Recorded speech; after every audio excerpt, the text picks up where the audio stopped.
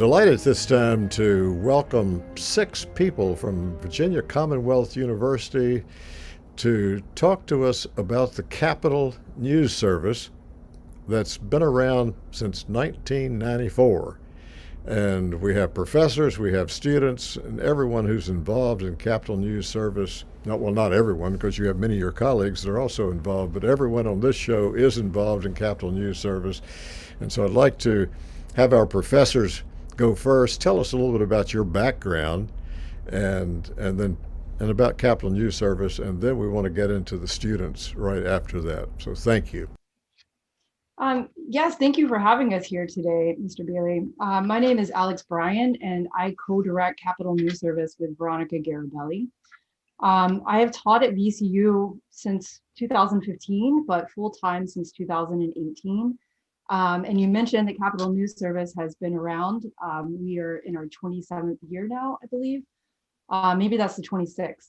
But Professor Jeff South actually brought me on in spring 2019. And then we launched a fall Capitol News Service last year, actually. So we're in our second fall Capitol News Service. I am a VCU graduate. I majored in political science and then went back and I got my master's in journalism. So that is what led me to teaching at VCU. So I always told them when I entered into the master's program that I wanted to work with students. Okay. Who's next? I'm also a former alumna of VCU. I attended VCU for undergraduate and graduate school studying journalism. And then after I graduated, I was a video editor for a year, and then I worked at Virginia Business Magazine. So my specialty was business reporting, and I was there for 7 years.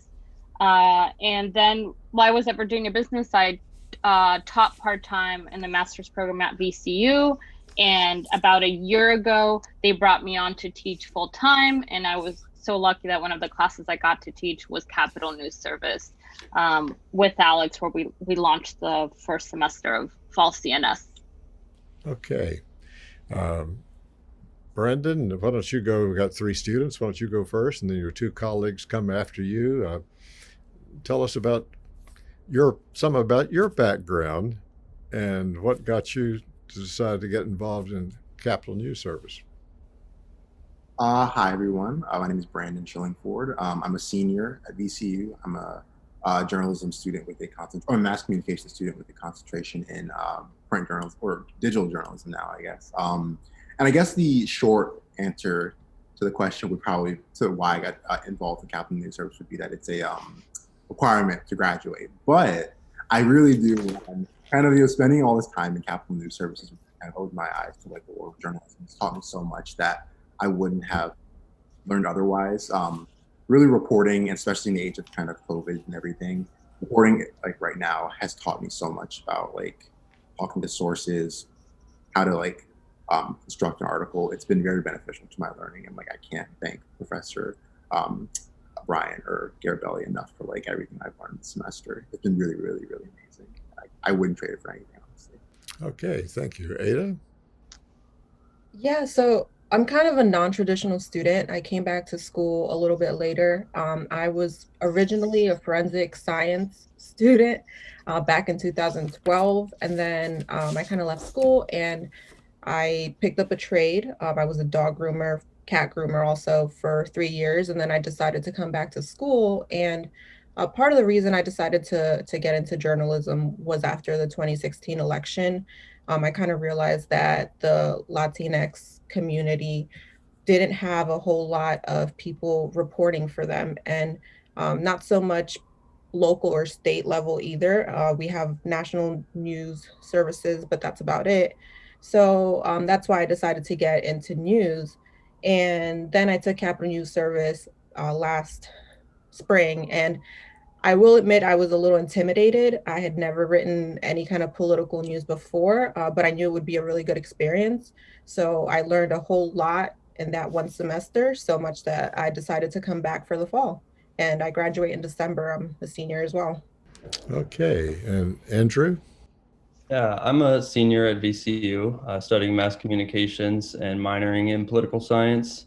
This is my second semester in Capital News Service, and I'm also the editor at VCU's independent student newspaper, the Commonwealth Times.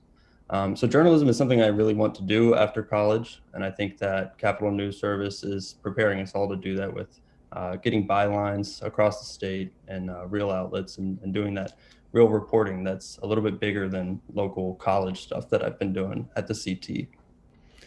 I was around at the Capitol before 1994, and the number of people who were there for different news outlets was many, many more than are available now. And if Capitol News Service had not been started in 1994, something needed to happen. And hats off to the Robertson School and to VCU for getting this going, because the stories that the three of you and your colleagues are providing fill tremendous gaps that otherwise we would certainly have many news deserts on many different issues. Now, I'd like to get particularly the students before we come back to the faculty some more, but to tell us about some of the things that you're writing. Or Andrew, if I went right back to you, what's been one of the most challenging, most interesting, maybe the most rewarding stories that you've written? You've been in Capital News Service, you say, for a couple of years, a second academic year, so second semester. So tell us about some of your stories. Sure. Well, this semester I've really been following the Marcus Alert efforts in the General Assembly. That's that's a platform that's been pushed by protesters in Richmond recently, basically to reform police and send mental health experts into the field responding to individual crises. It's named after Marcus David Peters Circle, which is the space around the Robert E. Lee Monument that has been a hub for activism over the summer. I was lucky enough to cover those protests firsthand. So following that Marcus Alert effort through the General Assembly this semester was really an honor, and it was inspiring to talk to some of the activists and also to the Chief of Police Association and get both sides of that really polarizing topic of how we send police out to respond to mental health crises. I thought that was a great thing to report on this year. Will you continue to work on this as we approach the 21 session, with the likelihood that there's still some bills that will be introduced? Will that continue to be a part of your beat? Yeah, well, the Marcus Alert was passed in the special session this year and signed into law by Northam. However, there are still a lot of demands that have not been met by activists over the summer. And next semester, I'm planning to continue covering that at the Commonwealth Times, at least. Yeah. And Ada, what you told us something about what you've been working on, been writing, but let me ask you the same question that I just asked Andrew about what has been the most challenging or most rewarding? Definitely, because I am bilingual, I am an immigrant, and Spanish was my first language. I've kind of been working on my Spanish throughout the years to perfect it so I can be able to communicate on paper. I can also speak it fluently and read it. So one really rewarding thing is that I am able to speak to members in our community that wouldn't be able to get their voice out any other way because of the language barrier. And that's really rewarding, but it is also difficult because I've never had to translate, kind of putting into words what they're saying sometimes is a little difficult to translate into my story because I want to make it as human as possible. I want people to really be able to read these stories and understand the experiences that these people are having. But at the end of the day, I think that just with everything that I get from Alex and Veronica, all the guidance that I get from them, we're able to really communicate their needs and their experiences to our readers. One of the things that's interested to me, and more than just interest, I think it's really good that has come out of this pandemic era that we're living in, is that if someone goes on the sites at the General Assembly to watch a committee, they can choose English or Spanish as far as being able to. And prior to this happening and the adjustments that everyone has been trying to make, having to make during this time, you go to a committee meeting, and probably most of all of you and your colleagues have been to some committee meeting, and you'd see someone doing sign language, but you didn't have the opportunity to either to put earbuds in or do something and to hear someone in the most common language would be used of Spanish. And so that's going to be interesting to see post-pandemic how they continue something that, how can you go back and not provide something that you've been providing? Brandon, let me come to you and ask you that same questions I've asked your colleagues. Yeah, so a few weeks ago, I did a story about voter suppression in Virginia, specifically suppression of Black voters in Virginia. And I kind of got that idea because I was talking to my grandmother in the weeks leading up to the election. She lives in Detroit, and she was very worried about, the mail-in votes and her votes being counted. And she was worried because, there's been a big kind of push in Michigan with a lot of political turmoil and everything. So she was really worried that someone would try to steal her votes or suppress her votes. So I was really wanted to kind of tell that story from a Virginian perspective and talk to some people around some Black people around the city and see how they felt, if they felt like, the mail-in process was going to be something that was viable. And that was something I really, really was fascinated in the process of reporting it, because I got to talk to so many different people around the city who, and I talked to about this in class a little bit to both my professors, but kind of getting out of my bubble, I guess, of being in this very, very kind of, being in this very, very kind of limited space in college where you talk to everybody who has kind of the same opinions as you, talking to some older people in the city who might actually have some surprising political opinions and ones that you might not see, was really, really kind of eye-opening for me. And I was really, really fascinated by that experience. So that was one that I was found really, really important. Alex and Veronica, in a way I could ask you a similar question, because it's got to be tremendously rewarding to work with these young adults and many others that are in Capitol News Service. And tell us something about, if you will, about some of the classes that you're teaching them. I remember when I talked with Jeff South and a colleague of his on a show almost 2 years ago, I even asked the question, how do you work with students to get out of their comfort zone and to write something that maybe they're reporting on that it just repulses them? That's the opposite of where they really, their values and where they stand.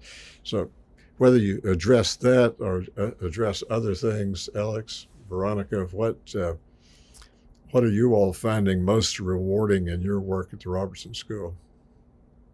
I think with CNS, specifically, the most rewarding, especially watching the students that, have taken the class again, just seeing how they grow as writers, build sources, and really just how they start to understand the process, that writing really is a process, and it takes, multiple drafts to get that really amazing story.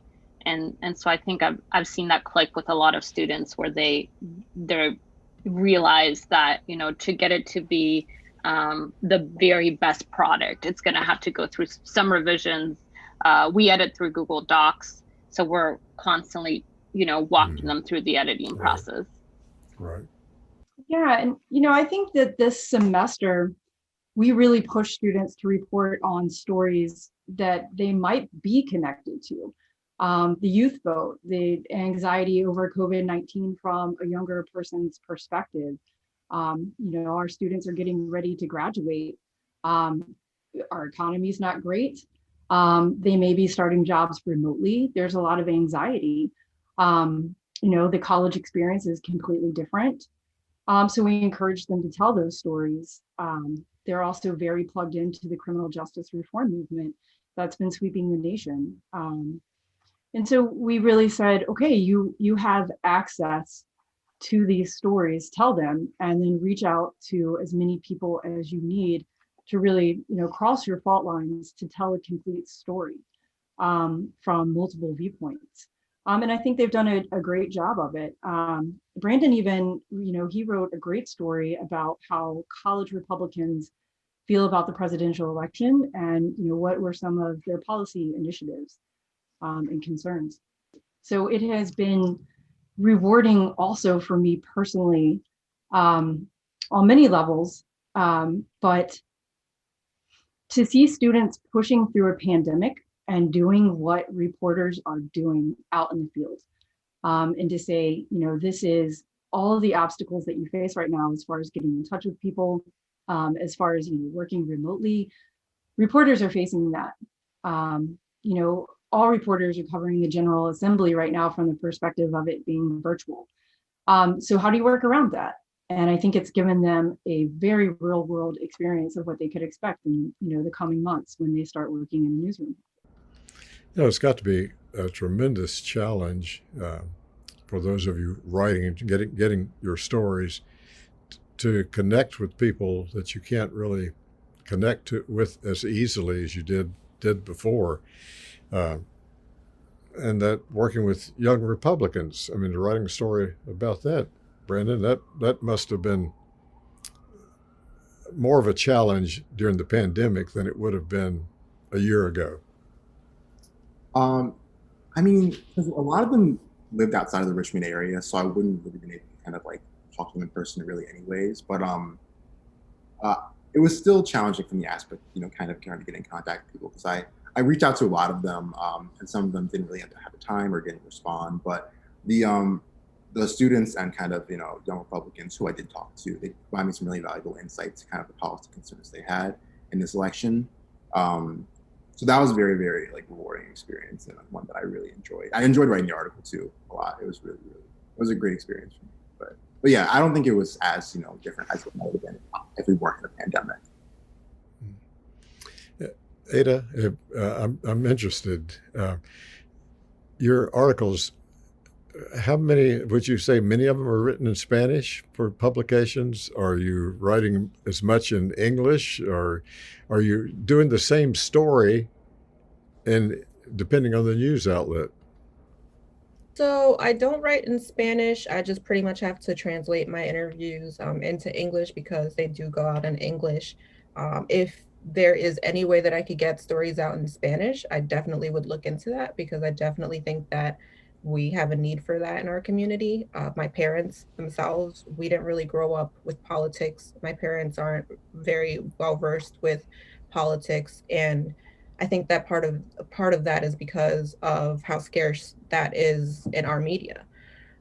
But yeah, definitely in the future, if I can write in Spanish, I would definitely love to do that. That's actually a great idea. And I wish we had considered filing some of your stories in Spanish. I am absolutely open to that. And I think you're right. I think there is a need for that. And I believe it's the ABC affiliate in Richmond has a part of their website that's dedicated to coverage in Spanish. And I think that was launched actually by a VCU grad of the Robertson School. I forget the name of it though, but yeah, it's beneficial. I'm even looking at jobs recently. It's just I've been looking at jobs with the ACLU actually, and just the fact that I can communicate in Spanish is just a huge plus. I'm really grateful that my parents did teach me. They didn't let me forget my first language growing up. They spoke to me in Spanish only at home, and then when I went to school, I learned English. So. Andrew, did I hear the word digital in your comments? As far as, are you doing all in print, or what other areas are you working in? Oh, sure. That's how the mass communications major works at VCU. You concentrate in broadcast or a combination of print and digital journalism, which is what I'm intending to go into after college. So I use a lot of social media in my work to try and thread live reporting and having a digital portfolio. Other skills beside laying out a print newspaper, because the job market is so competitive now, you really do need to be equipped with a diverse set of tools in journalism, be able to go at it at any angle, help with social media, write up an article for the website, for the newspaper. I want to be able to do any of those. So. Excellent. Excellent. I have been leading the conversations probably more than I should have, and let me step back some and invite you to interact some with each other and with our viewers about anything pertaining to Capital News Service about your stories. One of you start, and the rest of you just jump in, and let's have a free for all for the last portion of the show. Yeah, so if I can go, I just want to emphasize the importance of young people getting involved in local and state politics. I know that a lot of people kind of stray away from that. They don't understand it, but it's super important because it's what affects us every day, even more so than on the federal level. So I think that this class definitely is a good gateway into that. It helps students understand local and state politics a little bit better. Even if you don't have to take Capital News Service, if you have the chance to, I would recommend anybody that wants to get into public policy or any kind of political science to do it. It's super helpful. It helps you make connections too with people that you probably could use in the future. I would just add that student journalism is very important. And to those who maybe aren't involved in journalism or even in school, if you read the news, you probably have read something by a Capital News Service in Virginia. So I would just say that we don't get a lot of positive feedback from our readers most of the time. It's usually comments on Facebook pages, and it's very disconnected from the writer. I think we should normalize congratulating student journalists for bylines and the work that they're doing. As Capital News Service and all over the country, student journalists are doing the really hard work and making the professional industry a lot stronger after they leave college. Kind of echo the points Andrew and Ada made.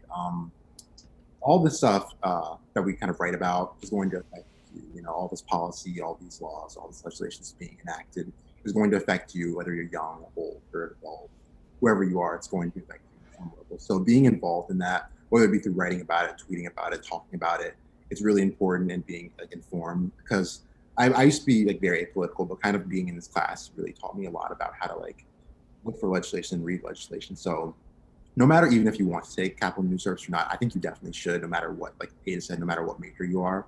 But even if you don't, I feel like being involved in reading the news is something that's very beneficial to no matter who you are, no matter what community you're in, no matter how old you are. I think it's really, really useful. I do hear the hesitancy, that students had when they first started Capital News Service. And I think that with Veronica and myself leading the program now, Veronica, she also teaches 3 other classes, and she teaches an introductory to journalism writing class. And then I teach an intermediate reporting class. And so we're kind of with students in the beginning of their journey. And lately we've been able to say, look at this experience you had in our other classes, come grow with us, continue reporting with us through Capital News Service. And, we hear that hesitation, oh, I don't really like politics. That's for my parents. And so we always try to show them the impact. Do you feel a certain way when you read the news? Do you feel a certain way when you are on social media? Well, we can show you who are making these decisions and how you can learn more about them in a way that's, it's not as cerebral and daunting as they might think. And, we try to say, even if you're not going to be a political news reporter, the skills that we're teaching, this is a class, it meets 2 times a week. Those skills will apply to other reporting jobs. If you wanted to be a general news reporter, if you want to be a business news reporter, you need to understand, interviewing skills. You need to understand regulatory agencies, how a bill, becomes a law. Who are the movers and shakers? And so they do need that experience. And with the deadlines in the Capital News Service program, they have to reach out more. They have to pick up the phone. They have to call people, and they wind up crossing the paths of a lot of people who are involved in our region and our state. So it's beneficial, even if, they're not a political news junkie. And we have some students who really walk in and, get it, and they're there because they love politics. But I would say that's more of a minority of the students who make up our class. And I believe that more students are understanding these days, like the down ticket part of an election. My hair is blue. My hair is not always blue, but I dyed it blue for this election to say, let's vote. Get out there and vote and realize how powerful your vote is. Elections are decided sometimes by a handful of votes. I've seen tie-breaking votes. And I think that they're recognizing how important it is to tell those stories connected to policy. I just wanted to add something really quick there. So for the last 2 or 3 years, I've heard, because I was in Alex, I was with Professor Brian's, 303 class. And for the last 2 or 3 years, I've heard, oh yeah, it's really easy right now, but CNS is really going to kick your butt. It's really like the hardest thing here in this university. And in a lot of ways that's true, but I feel like if you're a journalism student, you need to take CNS. It's going, not only does it provide you clips or that you can use to get jobs, but it's going to prepare you for like the action. So you're in an actual newsroom basically. And in terms of people who might not be as interested in politics and want to do the other type of journalism, politics is everywhere. It kind of infiltrates every like sect of our life, whether it be like media or like film or television or business. Politics is everywhere. I feel like the stuff you learn in this class is going to prepare you for whatever type of journalism you want to, I would agree with all the sentiments. I think that's basically what we try to tell the students. I actually took Capital News Service when I was at VCU too, and now I'm teaching the class, which is fun. But I think I was the same when I was a student, right? I was scared. I was like, oh, politics, that sounds really hard and not easy, and I'm scared of that. And then once I did it, I figured out what Alex is saying is essentially that it touches everything, right? It touches all aspects of life. And I think being able to say, I had a hand in reporting on, something that started out as a bill and then became a law is really powerful. And that I think students remember way long after they graduate, they'll always remember. So let me give you an opportunity to make any closing word that you said. I thought David would have asked me about this. So particularly Veronica, Alex, anything that you'd want to say in closing, and then also our students. I think the biggest thing, obviously, leading a class and reporting during a pandemic has been a little different as to how we approach things. But I've definitely noticed that the students have been really resilient. Maybe they call a number and, no one's in the office, because a lot of people are teleworking, but they'll, for example, go to social media to find sources, crowdsource. And so I think we said this earlier, but it's so true that they're adapting to the circumstances, and that's been amazing to watch. And I would just like to add, hire these students. They are field tested and they're very talented. And I would also just like to thank the Robertson School also for their support of Capital News Service, because we really couldn't do that without the support of the Robertson School. And also to thank our colleagues who, have similar programs like this, but with the broadcast students, like with VCU Insight and the documentary capstones, which you can see on PBS, I think. I think we're going to have to leave it there for this show, but thank each of you, and I look forward to reading your next story. So thanks very much. Have a great day.